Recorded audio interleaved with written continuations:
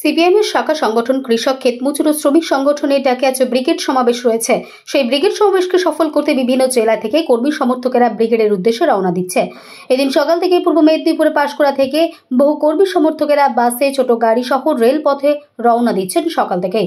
এদিন ব্রিগেড সমাবেশে লাক্ষাধিক কর্মী সমর্থকেরা জমায়েত হবে এমনটাই আশা সিপিএমের রাজ্য কমিটির সদস্য প্রাক্তন বিধায়ক শেখ ইব্রাহিম আলীর। সিপিএমের এই ব্রিগেডের দিক থেকেই রবিবার যেমন বামেদের নজর থাকছে, ঠিক তেমনি অন্যান্য রাজনীতি দলেরও নজর থাকবে।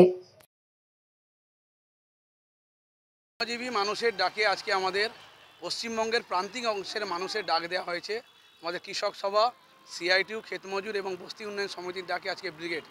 লক্ষ লক্ষ মানুষ আজকে পশ্চিমবঙ্গের গ্রামগঞ্জ থেকে ব্রিগেডের উদ্দেশ্যে রওনা হচ্ছে। আমরাও আমাদের পাঁশকুড়া 2 এরিয়া কমিটি থেকে আমাদের 6টি বাস নিয়ে ব্রিগেডের উদ্দেশ্যে আমরা রওনা হচ্ছি। কৃষকের ফসলের ন্যায্য মূল্যের দাবি, শ্রম কোড আইন বাতিল, কৃষকের ফসলের যেভাবে প্রতিনিয়ত দ্রব্যমূল্য বৃদ্ধি হচ্ছে তার বিরুদ্ধে প্রতিবাদ জানিয়ে তার সাথে হচ্ছে 100 দিনের কাজ বন্ধ চালু করতে হবে, 100 দিনের কাজের মজুরি বৃদ্ধি করতে হবে, বস্তি উন্নয়ন দাবিতে আমাদের আজকের ব্রিগেড। আমাদের দীর্ঘদিন পর শ্রমিক ফ্রন্ট, সিআইটিউ, সারা ভারত কৃষক সভা, সারা ভারত ক্ষেতমজুর ইউনিয়ন এবং বস্তি সংগঠনের ডাকে আজকে ঐতিহাসিক ব্রিগেড। একদিকে 100 দিনের কাজ বন্ধ, গ্রামীণ এলাকায় কর্মসংস্থান সংকুচিত, গ্রামীণ এলাকা শহর এলাকার যে যুবক ছেলেরা যারা কলেজ বিশ্ববিদ্যালয়ে পাস করে বসে আছে, তৃণমূল কংগ্রেসের আমলে পা থেকে মাথা পর্যন্ত চাকরি চুরি, দুর্নীতিতে নিমজ্জিত।